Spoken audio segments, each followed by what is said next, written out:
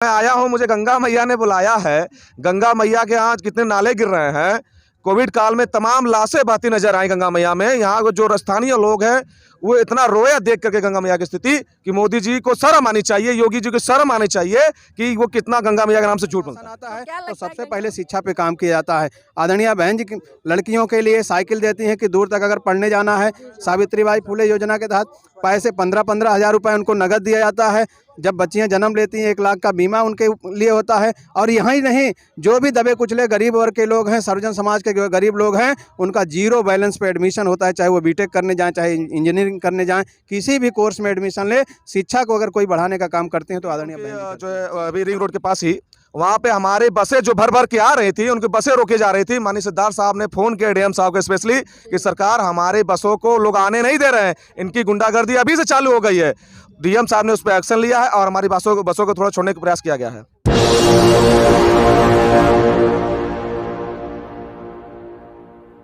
नमस्कार, आप देख रहे हैं एनबी न्यूज़ 24/7 नीलम बोध के साथ। लगातार उत्तर प्रदेश में बहन जी की रैलियों को कवर करते हुए आज हम पहुंचे हैं वाराणसी मंडल में।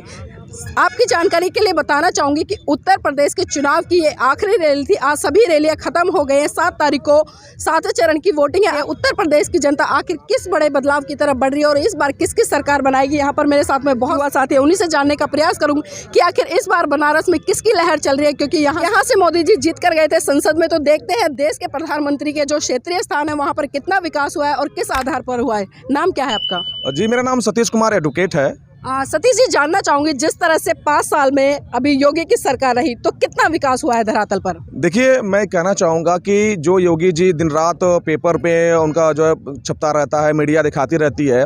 अगर मीडिया सच में अगर सच्चाई दिखाती तो उनको रूबरू कराती कि उन्होंने क्या विकास किया है। कुछ विकास नहीं हुआ है। मैं ये कहता हूँ कि बनारस में केवल चुनना पेंट हुआ और नाम बदलने की राजनीति हुई है और कुछ नहीं हुआ है। जी, मोदी जी जिस तरह से गंगा मैया के आधार पर वोट मांगने का काम कर रहे हैं और हिंदुत्व के आधार पर वोट मांग रहे हैं, तो क्या लगता है हिंदुत्व और गंगा मैया कितना सफल करेगी इनको? देखिए, गंगा मैया किसी की बाटी थोड़ी है। गंगा मैया हम लोग के जो तहजीब रही है, गंगा जमुनी तहजीब रही है। यहाँ पे मुसलमान जाके वजू करता है, यहाँ पे सारे समाज के लोग उसमें स्नान करते हैं, गंगा मैया को आशीर्वाद लेते हैं। वो तो झूठे हैं। कहते हैं मुझे गुजरात से मैं आया हूँ, मुझे गंगा मैया ने बुलाया है। गंगा मैया के यहाँ कितने नाले गिर रहे हैं। कोविड काल में तमाम लाशें बहती नजर आई गंगा मैया में। यहाँ जो स्थानीय लोग हैं वो इतना रोया देख करके गंगा मैया की स्थिति कि मोदी जी को शर्म आनी चाहिए, योगी जी को शर्म आनी चाहिए कि वो कितना गंगा मैया के नाम से झूठ बोलता है। तो क्या लगता है गंगा मैया के नाम पर सिर्फ राजनीति करते हैं या वास्तव में लोगों के लिए अच्छे काम करते हैं? देखिए, गंगा मैया को अगर वास्तव में ये लोग चाहते तो काम कर सकते थे, मगर उन्होंने कुछ काम नहीं किया। गंगा मैया जस की तस है, कोई सफाई नहीं हुई है, केवल लूट और खसोट हुआ है। जिस तरह से उत्तर प्रदेश में हम ग्राउंड रिपोर्ट कर रहे हैं और एक चीज़ निकल कर आ रही है, खासकर मैं ब्राह्मण समाज की बात करूंगी और हिंदू लोगों की बात करूँ, वो ये कहते नजर आ रहे हैं कि जिस तरह से योगी जी ने अयोध्या में राम मंदिर बनवाया तो हम तो हिंदू खतरे में, इसलिए हम अपने आप को बचाने के लिए योगी जी को वोट करें। तो इस पर उन लोगों को क्या संदेश देना चाहेंगे? देखिए, जो ऐसे लोग समझते हैं कि मैं जो है हिंदू खतरे में है, वो महामूर्ख हैं या उनको ज्ञान नहीं है। क्योंकि मैं भी हिंदू हूँ, ये भी हिंदू हैं, हम सभी लोग हिंदू हैं। जहाँ हम लोग जाते हैं वहाँ हिंदुत्व हम लोग के भारत जो है सब मेहमान नवाजी के लिए रहा है। अब ये हिंदू मुस्लिम की राजनीति बीजेपी वाले करें, क्योंकि लोग डरते हैं। उन लोग को कुछ नहीं आता, उन लोग के पास हिंदू मुस्लिम पाकिस्तान बस यही उन लोग के पास कुछ मुद्दा नहीं है और विकास की बातें नहीं करते हैं। सरकारी जितने विभाग सब बेचे जा रहे हैं। हम लोग कंपटीशन करने वाले तैयारी वाले लड़के हैं। अभी इलाहाबाद में देखी होंगी, पूर्व में घटनाएं, कितने लड़कों को मारा गया है, तो कहाँ विकास है? लेकिन इस तरह के युवाओं को तो बोलते हैं कि खालिस्तानी, पाकिस्तानी और अराजकतावादी तत्व हैं ये लोग। मैं अब कहना चाहूंगा कि हमारे किसान भाई जी बॉर्डर पे बैठे हुए थे, इसके लिए भी सारे संसद में मोदी जी और उनके तमाम सारे नेता कहते थे सब खालिस्तानी है, पाकिस्तानी है। क्यों उन्होंने अपना बिल वापस ले लिया? वो डर गए।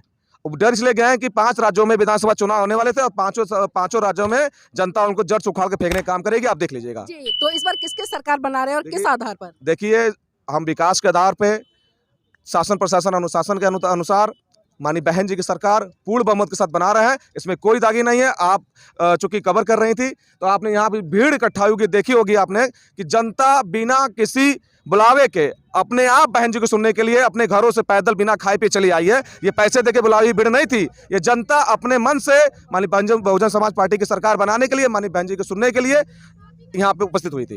जी, तो क्या लगता है जिस तरह से अभी उत्तर प्रदेश का चुनाव है और 7 तारीख को एक तरह से वोटिंग हो जाएगी, 10 तारीख को परिणाम आएगा, तो उत्तर प्रदेश की जनता इस बार जाति पर, धर्म पर, क्षेत्र पर, भाषा पर या फिर विकास पर वोट करेगी? देखिए, जनता, जो गरीब जनता है वो बिल्कुल इस सरकार से तंग आ चुकी है। उनकी जेब में 1 रुपए नहीं है, लोग खाने के मोहताज हो गए हैं, रोजगार नहीं है, लड़कों को नौकरियां नहीं मिल रही हैं, लड़कों को छोटे छोटे बच्चों की शिक्षा नहीं मिल रही है। कहाँ जाएगी जनता? जनता मानी बहन जी के शासन को याद कर रही है कि किस तरह से गुंडे बदमाश प्रदेश छोड़ के भाग गए थे और 1 लाख से ज़्यादा जो है उन्होंने भर्ती कराई, सफाई कर्मियों की भर्ती कराई, पुलिस कर्मियों की भर्ती कराई, बिना किसी 1 रुपए घूस के, बिना किसी। आज आप सरकारी विभाग में चले जाइए, बिना 500,000 रुपए आपका कोई काम नहीं होने वाला। नहीं हो तो आप जाके देख लीजिए। जानना चाहूंगी कि जो आज आखिरी रैली हुई है इस चुनाव की उत्तर प्रदेश की, तो आज की रैली को देखते हुए क्या लगा और कितनी भीड़ थी और ये भीड़ किस आधार पर जुटी है? देखिए, मानी बहन जी की जब रैली होती है वहाँ भीड़ की गिनती ही नहीं की जा सकती। यहाँ लाखों की संख्या में लोग उपस्थित हुए थे और लोग आते ही जा रहे थे। यहाँ से लेकर 20 किलोमीटर तक चारों बगल जाम लगा हुआ था। बीच में माननीय श्री अखिलेश यादव जी की रैली थी, वहाँ पे भी उनके जो है अभी रिंग रोड के पास ही, वहाँ पे हमारे बसें जो भर के आ रही थी, उनकी बसें रोके जा रही थी। माननीय सरदार साहब ने फोन किया डीएम साहब को स्पेशली कि सरकार हमारे बसों को लोग आने नहीं दे रहे हैं, इनकी गुंडागर्दी अभी से चालू हो गई है। डीएम साहब ने उस पर एक्शन लिया है और हमारी बसों को थोड़ा छोड़ने का प्रयास किया गया है। मतलब डरे हुए हैं लगता है। बिल्कुल डरे हुए हैं। माननीय अखिलेश जी के पास उनकी रैली फ्लॉप हो गई है। आप मीडिया में देख लीजिएगा जाकर के, वहाँ ग्राउंड स्तर पर जाइएगा, उनकी रैली फ्लॉप हो गई है। उनकी रैली में केवल गुंडे बदमाशी उपस्थित हुए हैं और कोई नहीं गया था वहाँ पे। माननीय अखिलेश यादव जी भी अपने हेलीकॉप्टर से चूंकि यहाँ पे गए हैं और उन्होंने देखा है, उनको देखने के बाद खुद ही एहसास हो जाएगा कि बहुजन समाज पार्टी इस बार पूर्ण बहुमत के साथ सत्ता में आ रही है। गठबंधन को पूरी जनता ने नकार दिया है, किसी को जनता पसंद नहीं कर रही है। सीधे बहन जी के हाथी पे मुहर लगेगी। अब 10 तारीख का परिणाम देख लीजिएगा, हम पूर्ण बहुमत की सरकार बना रहे हैं। जी, तो इस कड़ी में हमारे साथ में और भी लोग हैं, उनसे भी जानने का प्रयास करेंगे इस बार उत्तर प्रदेश की राजनीति को किस तरह से देख रहे हैं। थोड़ा देखिए, सबसे पहले मैं आपके न्यूज़ चैनल को मैं धन्यवाद देता हूं और सभी को जय भीम बोलता हूं। और मैं बता दूं, माननीय बहन जी सिर्फ एक ऐसी सर्व समाज की नेता है जिन्होंने 403 विधानसभा सीटों पर अपने प्रत्याशियों को उतारा है। बाकी आप देख लीजिए भाजपा की स्थिति क्या है, समाजवादी पार्टी की गुंडों की स्थिति क्या है। मैं गुंडा इसलिए कह रहा हूं कि अभी से स्थिति जो है उन लोगों की चरम पर है, गुंडागर्दी चरम पर है। हमारे समाज के लोगों को अभी से जो है हड़काया जा रहा है कि तुम लोग बहुजन समाज पार्टी को मत दो, समाजवादी पार्टी को दो। तो इससे आप जिज्ञासा कर सकती हैं, आशा भी कर सकती है कि किस प्रकार से हमारी माननीय बहन जी की जो है सरकार बन रही है और 403 की 3 विधानसभा सीटों पर पूर्ण बहुमत की सरकार हम लोग इस बार बना रहे हैं। जी, अभी आपने अखिलेश जी पर निशाना साधा है, तो अभी अखिलेश जी की कुछ दिन पहले एक वीडियो वायरल हुई है, उसमें कहा है कि जो लोग आज हम पर हंस रहे हैं या हम पर उंगलियां उठा रहे हैं, वो लोग याद रखें हम सत्ता में आते तो सूद समेत लौटाएंगे। इस पर क्या कहना है? माननीय अखिलेश जी को चैनल के माध्यम से मैं ये दर्शाना चाहता हूं कि पहले वो ये जान ले कि माननीय बहन जी जहां जहां बहुजन समाज के महापुरुषों के नाम पर जो है रोडें बनाई थी, ये आने के बाद जो है जिलों का नाम बनाया था, श्री अखिलेश यादव जी ने किस तरीके से जो है उनको जो है हटाने का काम किया है। इससे सीधे जो है जाता है कि ये बहुजन समाज का ये विरोधी आदमी है। जी सर, क्या लग रहा है इस बार हिंदुत्व का मुद्दा गहराया हुआ है या फिर राम मंदिर का या फिर विकास का? देखें, इस बार इनका जो राम मंदिर का या धर्म की बात है वो बिल्कुल कहीं भी इनकी भीड़, जो इनकी कार्यक्रम होते हैं, चाहे माननीय मोदी जी के हों चाहे योगी जी के हों, सारी कुर्सियां खिलाफ जाती हैं। और माननीय प्रधानमंत्री जी जब पंजाब गए थे, आपने देखा होगा, उन्होंने देखा कि जब पंडाल में कुर्सियां खाली हैं तो उन्होंने कह दिया, सीधे कह दिया कि अरे मुझे तो किसानों ने आने ही नहीं दिया। इतनी सारी सुरक्षा के बाद उनका सुरक्षा कहाँ से लीक हो सकती है, कहाँ से किसान उनको रोक सकते हैं? ये सब ड्रामा हो रहा है, वो सब डरे हुए हैं। किसानों का जो बड़ा आंदोलन हुआ है और उसमें माननीय बहन जी ने जो साथ दिया है, वो निश्चित रूप से इस देश में सत्ता परिवर्तन करने का काम करने जा रहा है।